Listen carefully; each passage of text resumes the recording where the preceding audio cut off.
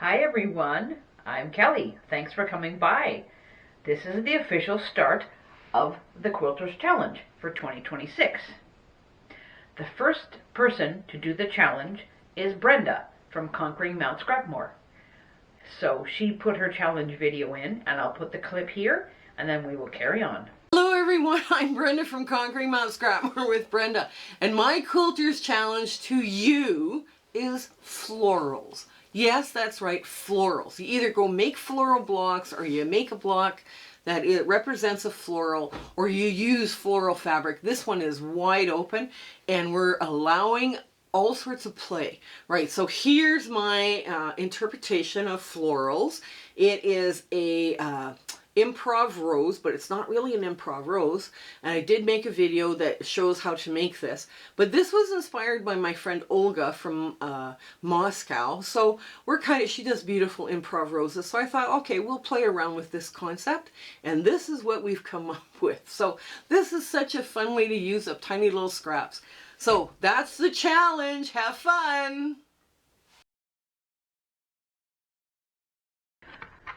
To do Brenda's floral challenge, I am going to make tulip blocks.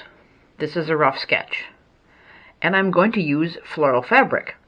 Totally not my thing. But I was donated this fabric. I think it's cute, and I think it'll work.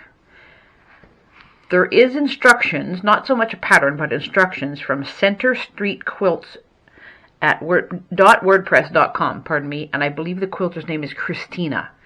So I'm going to follow along on the website, which has very good cutting instructions, how to put it together, the whole 9 yards.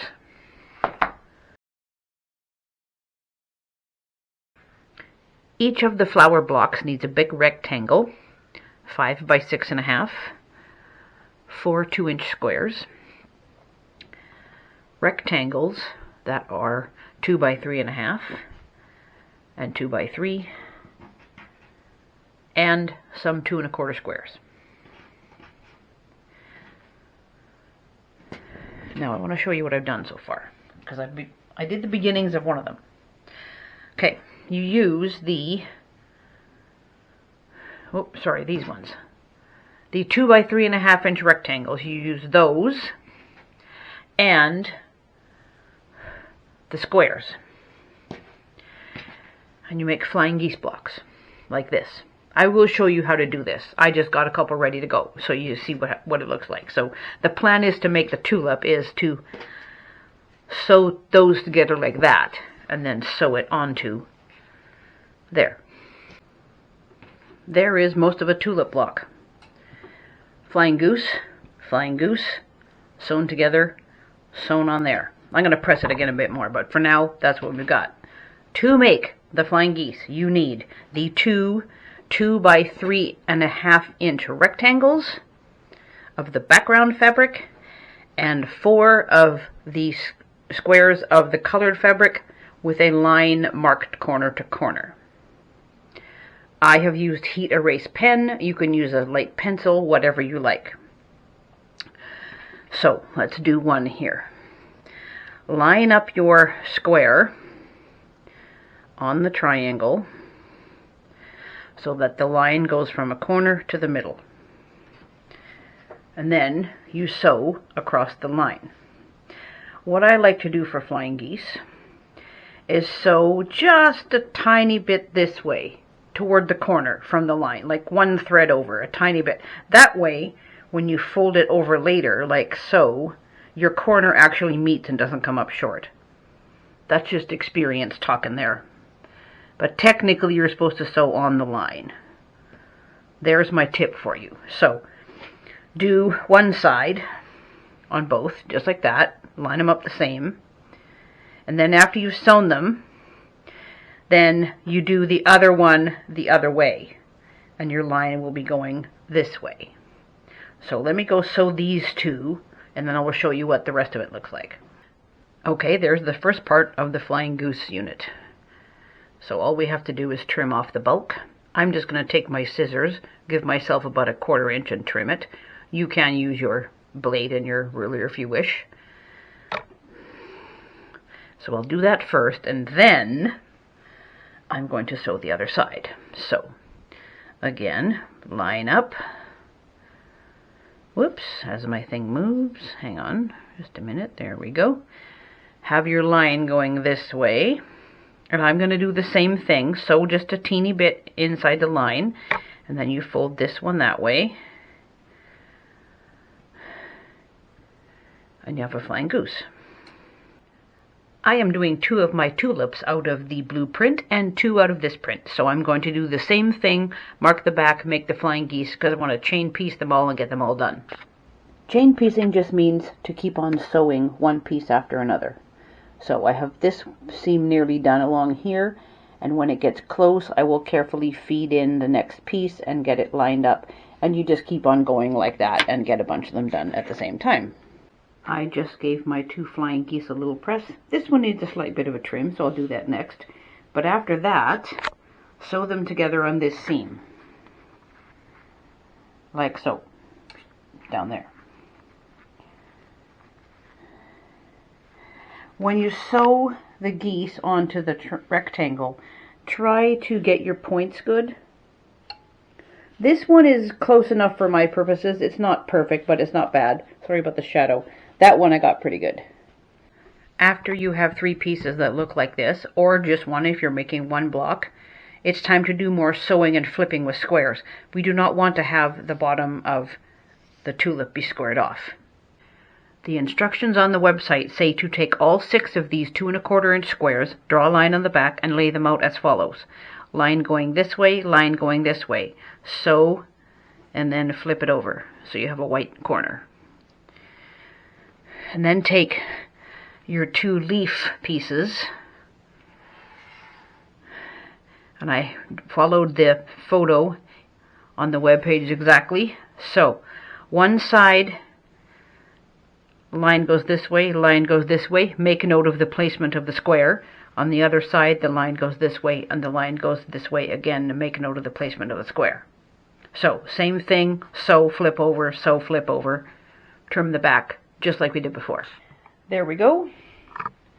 Corner sewn, flipped over, excess trimmed. Same with the 2 leaf bits. So I have to do that 2 more times exactly for the other 2 tulip blocks. Okay, here's what we have so far.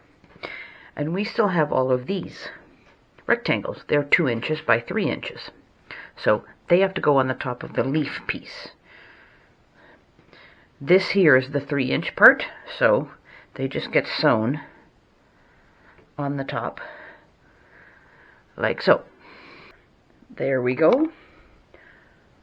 All 3 sets of leaf pieces. Now I'm going to cut the stems out. I am using a different green for my stems. I've been following along with Christina's website, and so far she has excellent directions, but I think I've encountered a typo. She does say to cut the stems 1.5 by 6.5. Fine, you can have extra, but these little leaf pieces are 6 inches high. That's 6 inches. So I think her instructions should have been 1.5 by 6. But if you cut them 6.5, you just trim them after. Not a big deal. So when you are done the leaf and stem units, you have something that looks like that. Now we just sew the 2 pieces of the flowers together, and we have tulips. All 3 of the tulip blocks are sewn together, and I put sashing in between. I cut a strip at 1.5 inches, so it's about 1 inch when it's finished, and I'm going to put a layer of background all around the edge just to sort of make the flower stand out a bit more. On the website, Christina says that she does her sashing. I think she just says 2.5, but it looks like it would be 2 inches to me, so cut 2.5, I guess. All the borders are on. The runner is about 14.5 this way, and about 23 this way. I cut out some batting to be a little bit bigger, and the backing is sort of this mottled kind of color. So I'm just going to hold it together with a few pins, and then I'll quilt it. So far I have done lines of quilting across this way, through the tulip, along the edges, just along where the seams are, like that. And now I'm going to go across this way a little bit. I'm using light gray thread. I figured that sort of blended in with everything. I don't know if you can see it that well. And it looks okay on the back too. So first of all, I'm going to go along the bottom of the tulips, like this. It's hard to get a good angle here, but I'll show you what I can.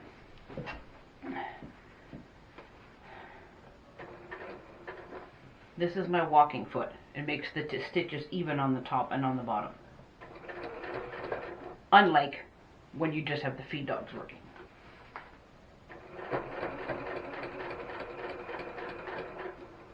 And I made my stitch length a little bit longer than usual.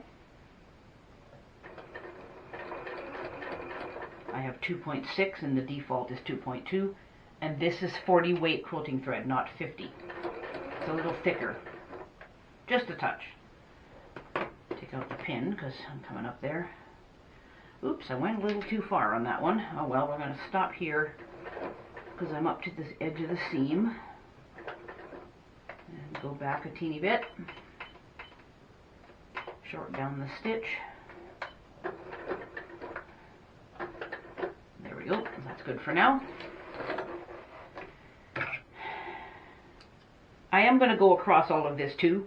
So it doesn't really matter. I just have to start back over here and then go this way. I've got various lines of quilting done. I think it's quilted good enough. You can see I went along by the leaves. Down here. That's what it looks like on the back.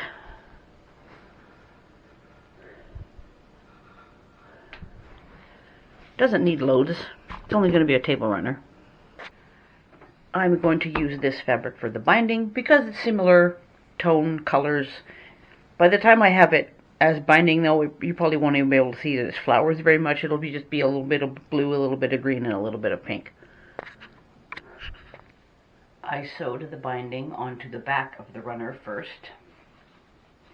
And now I'm turning it over and sewing it on the front. Just along the edge of the binding with blue thread. Like so. Now what's going to happen on the back, which I will show you, is it will look like there is a line of blue quilting all the way around the outside. And it will be okay.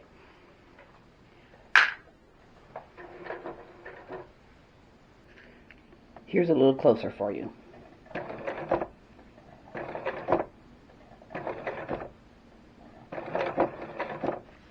All done. I'll go as close as I can so you can see the blue stitches on the back. See? Looks okay. Just looks like more quilting.